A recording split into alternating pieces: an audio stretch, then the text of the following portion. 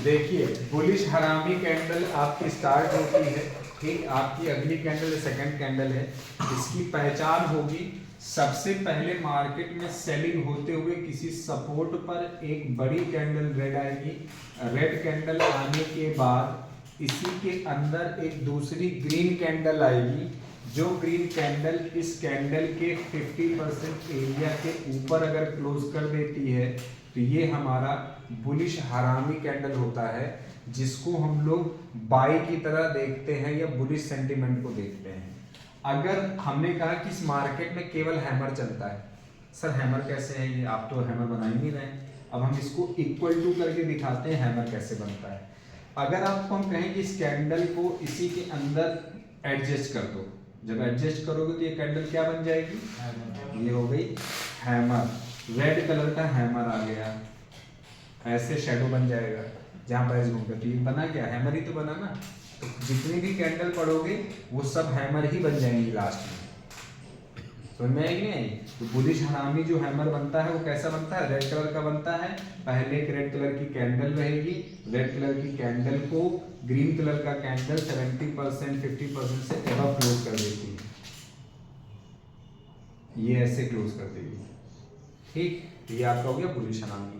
Entry exit कहाँ होगा, जो भी दोनों कैंडल का हाई होगा उस हाई वाले एरिया के ऊपर एंट्री होगा और हाई वाले एरिया के नीचे एसएल लगेगा। समझ में आया आपका, एंट्री यहां पर एसएल यहां पर, ठीक। बुलिश सेंटीमेंट को क्यों दिखाता है, अचानक से बाइंग होते हुए सेलिंग होते हुए अचानक से मार्केट में बाइंग को अटेम्प्ट किया गया और इतनी तेज अटेम्प्ट हुई कि मार्केट ने 50% के ऊपर बगल वाले कैंडल के क्लोज कर दिया।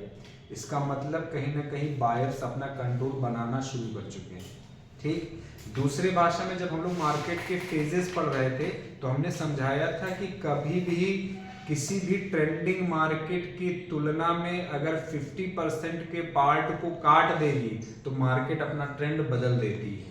तो आप इसको सोचिए कि ये सेलिंग एक पूरी कैंडल है, एक पूरे दिन की। तो एक पूरे दिन सेलिंग हुई, अगले दिन मार्केट ओपन हुई और ओपन होने के बाद पिछले दिन की सेलिंग के 50% के ऊपर निकल गई या ट्रेंड के ऊपर निकल गई। इसका मतलब मार्केट कहीं ना कहीं बुलिश मूड दिखा रहा है कि अब वहां से कंट्रोल हो गया, बाइंग कंट्रोल होने लगा। समझ में आ गई। इस कैंडल पे सौदा कब लेना है, जब ये कैंडल सपोर्ट पर बनेगी और हाई निकाल करके एंट्री देगी, तब हमारी एंट्री बनेगी। तो क्या सर ये एकदम ऐसे ही देखने को मिलेगा, नहीं, इसमें भी वैरायटी होगी। कभी शैडो बड़ा होगा और कभी बॉडी छोटी होगी। ये रेड कलर की शैडो ऐसे बन करके आया, उसके बाद कैंडल यहाँ बनी, इसने शैडो नीचे कर दिया और ये ऐसे करके ऐसे क्लोज किया और ये फिर ये ऊपर आ गई। ये भी बुलिश हरामी का ही पैटर्न है।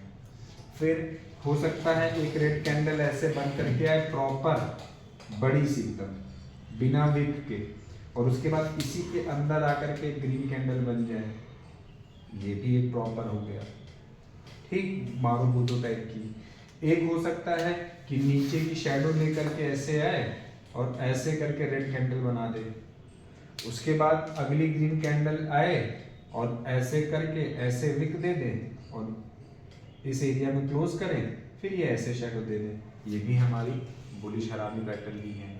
तो वैरायटी बहुत आपको देखने को मिल सकती है। पहचान क्या है, रेड कैंडल की तुलना में, बॉडी की तुलना में जो ग्रीन कैंडल की बॉडी होगी उस बॉडी के 50% से ऊपर क्लोज होनी चाहिए, 50% से ऊपर क्लोज होनी चाहिए। इसी में दो अलग प्रकार के, एक होता है कैंडल का ट्रैप, ट्रैप भी बता देते हैं कैसे होता है। कैंडल का ट्रैप में आपको ये देखने को मिलेगा कि एक बड़ी सी रेड कैंडल आएगी और इस बड़ी सी रेड कैंडल का विक रहेगा छोटा सा, 40% 30% के आसपास मार्केट रिजेक्ट होते हुए, कैंडल रिजेक्ट होते हुए बनेगी और इसी के अंदर एक ग्रीन कैंडल क्लोज करेगी जो बड़ी भी हो सकती है और छोटी भी रहेगी लेकिन लो नहीं शिफ्ट करेगी।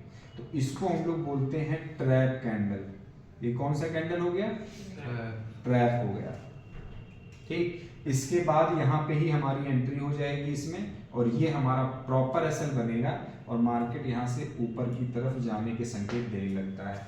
सर इसका लॉजिक समझाइए कैसे। आप खुद सोचिए, मार्केट में अचानक से सेलिंग आई इतनी तेज, और इतनी तेज सेलिंग को कंट्रोल कर लिया गया। इसका मतलब यहाँ पे कोई बड़ा ऑर्डर लगा है। तो दो तरह से ऑर्डर यहाँ लग सकता है, या तो नई बाइंग आई होगी, या तो जिन्होंने सेल किया उन्होंने प्रॉफिट देख सपोर्ट देख के प्रॉफिट को लॉक करना शुरू किया, तो इनके ऑर्डर यहाँ पे लॉक हुए। समझ में आया कि नहीं आया? इसीलिए हम इसको बोलते हैं ट्रैप कैंडल की इतनी अच्छी सेलिंग आने के बाद मार्केट को नीचे की तरफ जाना चाहिए, कि यहाँ रुक कैसे गई? आया? अगर ये डेली टाइम फ्रेम पर ऐसी कैंडल आ गई और ऊपर की तरफ अगले दिन एंट्री करा दी, आप यहाँ पे कॉल को सौदा मारिए, आप पुट मार दीजिए, आपका टारगेट अच्छा खासा मिल जाएगा। अगर किसी दिन मार्केट में ये वाले ट्रैप दो आ जाते हैं, उस दिन के हाई को मार्केट काट देगी, उस दिन के हाई को मार्केट निपटा देगी। कैसे समझाइए इसको? जैसे मार्केट लगातार ऐसे गिर रही और अचानक से ये आ गया एक बार, फिर मार्केट ने एंट्री कराई, उस वक्त फिर वो नीचे चली गई, फिर अचानक से फिर इसी तरह का एक ट्रैप और आ गया और उसके बाद उसने एंट्री करा दी, तो ये जो हाई है ना मार्केट का, ये खतरे में पड़ गया। ये मार्केट का हाई गायब हो जाएगा, चाहे उसी दिन लास्ट में जाके कर दे, चाहे अगले दिन ओपनिंग वही डायरेक्ट कर देगा, है ना।